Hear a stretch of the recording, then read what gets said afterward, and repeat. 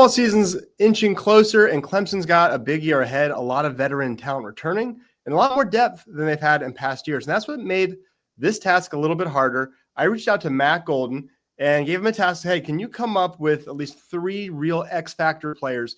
Not Cade Klubnik, not obvious stars who just have to stay healthy, but guys where we maybe they have a lot of upside or a lot of downside, or it's thin at the position, or they're particularly impactful, whatever it is. Who are the 3 guys who could really swing this season for you? And I've got 3, got a couple backups so we don't repeat each other.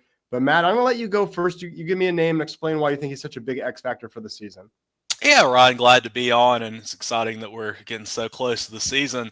First guy I'm going to mention is a guy that I've been big on for a couple of years, and we've really only gotten to see, kind of bits and pieces of what he can do, but it's Jay Haynes, the running back. I think really running back is going to be a big question.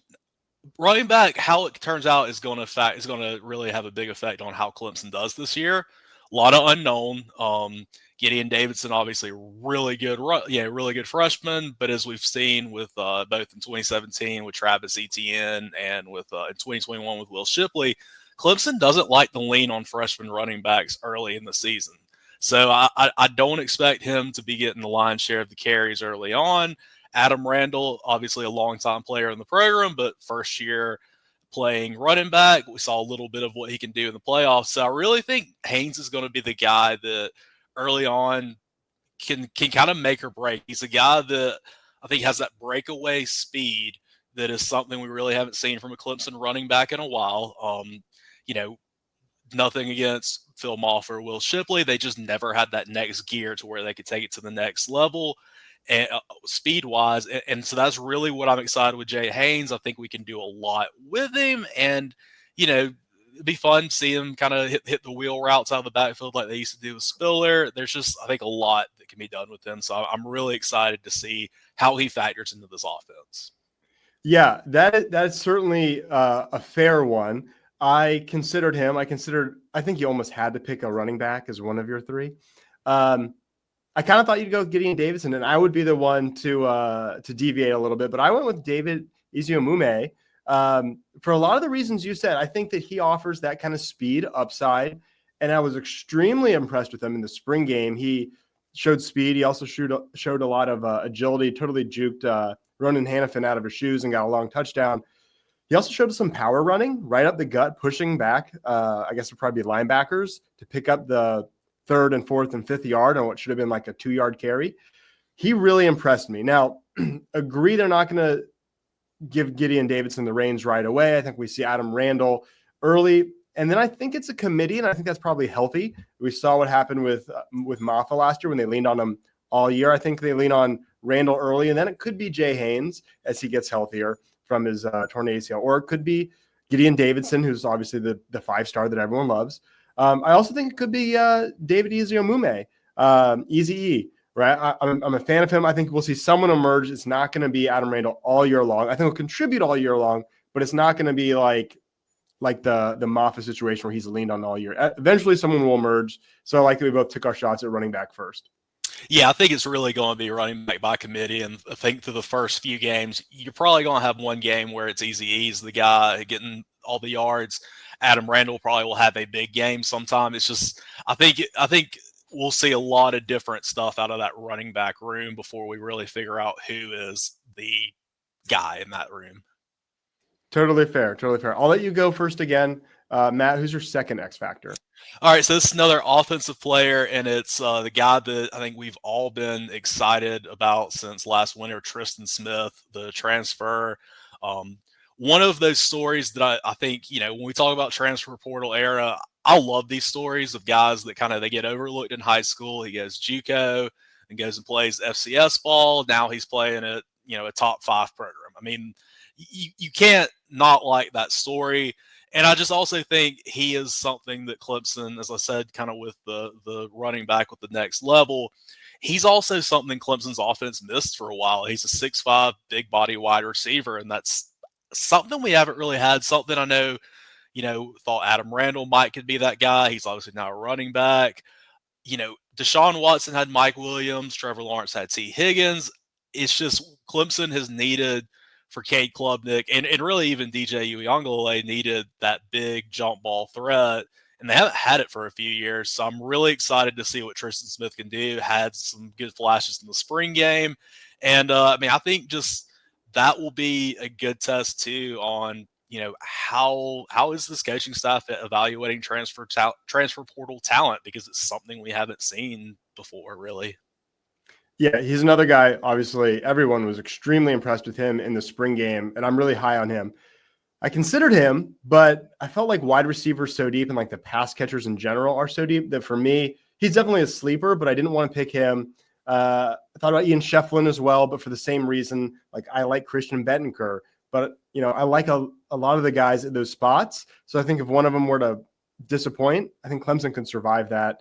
One guy who I don't know if they could really survive very well, if he went down or struggled or was disappointment, is another transfer. I'll give you the first defensive guys, Will Helt. And I don't think there's as much maybe question about how good he's going to be, because we've seen he's proven he was awesome for Purdue. So it's maybe a little bit less about that, is more about the fit. But I think he's just so crucial because Clemson, they had TJ Parker last year, who's obviously a top flight defensive end. And yet the defensive end play at Clemson last year in Coach Rump's first year, probably the worst defensive end play maybe in 20 years at Clemson. I mean, it was abysmal. And so if you're not going to say it was the coaching change, which I don't know if anyone's going to jump to that, then you got to say it's personnel. And so what's different? Well, everyone's a year older, but also Will Helt is now a starter. So that is what you're counting on for a big portion of, we had bad defensive ends. Now we have good defensive ends, we believe. We're banking most of that on either guys getting older, better scheme with Tom Allen, but I think mostly on Will Helt. And I think, we saw how good he was as a run stopper, especially. Not that he can't, rush the passer, but I think in particular his strength would be stopping the run with his big frame. I think he's a guy who can make maybe a bigger difference than any other new player on this roster. So to me, I think he's a given as a huge game changer, and for that reason, a huge X factor. Yeah, that is just a great addition to the defense. Last year we had to see Peter Woods play out of position because of just the lack of depth at end, and getting Will Helt, I would say most people are going to say he was the best defensive and probably best defensive lineman in the portal. I think that's going to be a huge factor for Clemson, and I almost picked him as well. I've got a couple of defensive guys later on my list, but that was one I thought of. I'm excited to see what he can do. It's kind of like with Tristan Smith. I'm curious to see, all right, let's see how our coaching staff can evaluate transfer portal talent, because this is a new territory for us. Hit me with one of your X factors. Okay, so my next X factor, this one's actually probably a little more of an obvious guy, but I'll go with it. Sammy Brown. Last year was a freshman. This year we're going to see him in a bigger role. Barrett Carter's gone. Got Wes Goodwin fired. Tom Allen's the new defense coordinator. A whole lot of change there, right? I want to see how Sammy Brown progresses. He's got a lot of talent. One of the best recruits to ever come to Clemson. I'm excited to see how he can take the next level. And I really, we have seen, and not to harp too much on Goodwin, but under Goodwin, we really saw some good linebackers like Barrett Carter and Jeremiah Trotter not progress the way we thought they were. So I really am curious to see how the new staff is going to do that. We got Ben Boulware as an assistant linebacker coach. So I'm really I'm anxious to see what Sammy Brown's development looks like. Agree with you on the Barrett Carter development. I think he was good at Clemson the whole time, but I don't know that he ever got better than that sophomore year. His PFF grades say he got worse. So I think that's a great call. And to add to your point, I've been a little bit concerned that as high as I am on Clemson, as much as I'm enjoying seeing everyone else high on Clemson, we're really, really, really putting a lot on this upgraded defensive coordinator. The defense was 69th, something like that, in total yardage. It was not good. And now we're thinking it's top 25, top 15, and we're putting most of that, not all of it, but most of it on the DC change. I think it's probably realistic from what I heard in media days, and TJ Parker talked about, not throwing Wes Goodwin under the bus, but just talking about how much more accountability and energy and all of that. I think it's probably real, but that's my hesitation. So good one on Sammy Brown. We'll see if he takes a big step. I'm going to go back to offense.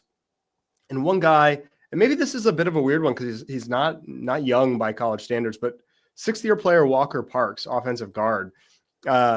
He was a big recruit way back in 2020. He was a 4-star out of Kentucky. His first year as a true freshman, he played 211 snaps. His sophomore year, he was a starting right tackle, and he had PFF grades of 75 or better in both of those years. He was really good. Then he moved inside to accommodate freshman Blake Miller at right tackle because, Parks had experience and, was kind of able to make a move like that, whereas a true freshman switching positions might have been tougher. So they moved him inside. He played 970 snaps that year, but his PFF grade dropped by 20 points. The next year, he had ankle injury that kind of curtailed his season. He ended up redshirting it. Never really been the same after that move inside. A lot of that, maybe it was that first year, it was a new position, and then it was injuries. Now maybe he's healthy. But if Clemson gets a right guard with like a 75 PFF grade, like we saw what he did at right tackle as a sophomore, this line is going to be outstanding. If he struggles again and has like a sub 60 PFF grade, this is a fine offensive line. Maybe he loses some snaps to some younger guys, and it's okay. It's got really good tackles, but the interior's just whatever. So I think he could be a guy who, even though he's a 6-year player, would not be surprised if he was outstanding, would not be surprised if he really struggled. I really don't know what to expect, and I think it could make a big difference in how dominant or average this offensive line is. And I think, he's kind of indicative of the whole offensive line is that could be very much one of the best offensive lines Clemson's ever had. A lot of questions for me is, are they going to stay healthy? That's been an issue. He's battled injuries. We saw Elijah Thurman last year, get his first start, and I think 2 plays into the Pitt game, he tears his ACL. I mean, it's just, that's going to be the big thing. I really love what Matt Luke has done for Clemson's offensive line. I thought, last year in that opening game against Georgia, as bad as so many things looked, the offensive line looked very good against maybe the best defensive line in college football.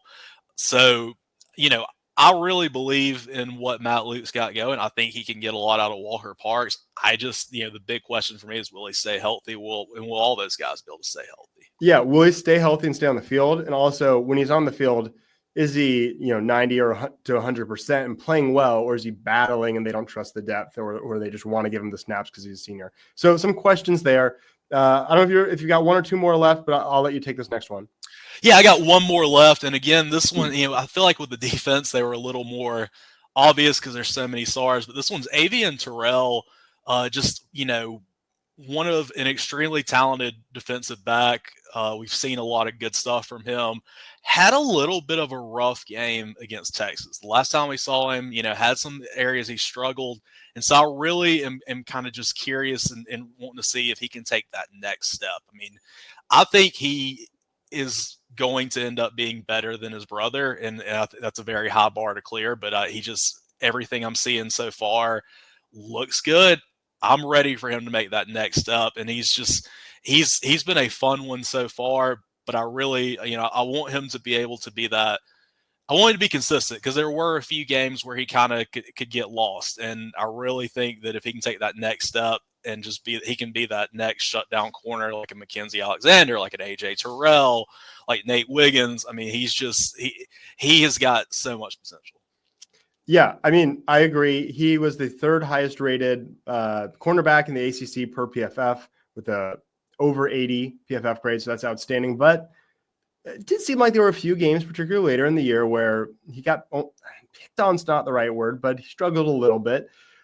So I don't think there's a question. Like, he's also been pretty good about staying healthy. So I feel good about his floor, but to your point, can he be an elite top 20 draft pick kind of player who really makes this defense different? I think so, but we'll find out, and that's what makes him good X factor. I got 2 more. I figured you'd pick some of mine. So let me give you both of these. I'll go quick on these. One of them is another well, I guess they're both kind of DBs. One of them is Kylon Griffin. Interesting because, he was a former Mississippi State commit, decommitted. He's just a 3-star from Alabama, joined Clemson's 2022 class, redshirted. I didn't think a whole lot about him making a big impact in 2023, but he played over 150 snaps on defense and special teams and was excellent, had a 78 PFF grade, had 2 picks, was really, really good. Then last year as a redshirt sophomore, 3rd-year player, kind of slumped. His snaps doubled, but he actually had one fewer pick, and he had a 16.5 point dip in his PFF grade. So I think safety might be one of the few spots where Clemson's a little bit thin, at least relatively speaking. And so you've got Khalil Barnes and you've got Kylon Griffin. If Griffin struggles or gets hurt or something, I think you're looking at Ricardo Jones, a sophomore, who I feel good about, but again, pretty unproven, or Tyler Venables, who hasn't been healthy. He's a veteran, but what's his upside? What's his health status? You don't know. I love those guys if they're depth, if they're forced to start and be the first guy off the bench, you don't feel as good about it. So I think Kylon Griffin is another guy that could kind of unlock the defense. If you got Aven Terrell's a lockdown corner and you got two safeties you trust, this defense gets scary. And then I'll end with one more on defense, and we'll close with your thoughts. But I think Ronan Hannafin is an interesting one. We talk about all these cornerbacks we talk about these safeties we like, but someone's got to go to nickel. We saw a lot of Khalil Barnes at nickel, and I don't think that's really ideal. I think we'd really like to see Khalil Barnes as kind of the star safety, which gives you more depth at safety. And I don't know that we, of our sort of three cornerbacks we really trust, I don't know that you really want to move any of them off of cornerbacks. So you're kind of looking at, Aven Terrell, Ashton Hampton, Jaden Lucas, three quarterbacks you feel great about. Khalil Barnes, Kylon Griffin, Ricardo Jones, Tyler Venables, your four safeties. So who's the nickel? Could be Shelton Lewis, could be Jamal Anderson, although I know he was banged up in the spring. So Ronan Hannafin, can he be the guy? Really just got to be one of those guys to step up so we're not pulling depth from another spot. We'd love it if Hannafin, who was a big-time wide receiver recruit, could really break through now at nickel. Your thoughts? Yeah. So I would say with both those guys, Kylon Griffin, you're completely right, was a guy that I really didn't know much about, and I'll never forget in that 2023 Notre Dame game, he has the game-winning interception. I'm just like, who is that guy? I see number 18. I'm like, Jadar Johnson, is he back? Like, what? I had no idea. And he's been, he's been okay, but you're right. I mean, can he take that next step? I mean, he's shown the flashes, and I think that he could really be a huge piece to this defense if he can do that. Hannafin's a guy that I remember, being a pretty big time recruit, and as you say, he was a receiver, and I just haven't heard much out of him since. And so that would be huge if Clemson could get him to step into that nickel position, because of that way, as you said, you let Khalil Barnes play safety. You got guys playing more in their regular position, and I think that would be huge if he can play that position. And he definitely seems to be a good athlete. I would love him to be able to find that and fill that hole for Clemson. Yeah, and it's not even that nickel is the most critical spot. I think they could use Jeremiah Alexander in some more traditional 4-3 sets without a nickel, but at some point you're going to have to go to nickel. And when you do, are you moving guys all over the place? Are you making Khalil Barnes or Jaden Lucas or someone move out of their spot, and now everyone's uncomfortable? I hate seeing that. So that's where if someone like Hannafin can step up, then the defense just gets really solidified. Hey, thanks for doing this. I appreciate it. As always, go Tigers. Go Tigers. Thank you to our sponsor, Ready Vets. If you live in the upstate and have a dog or cat that needs immediate care, Ready Vets is the place to go. If you enjoyed this, please like and subscribe.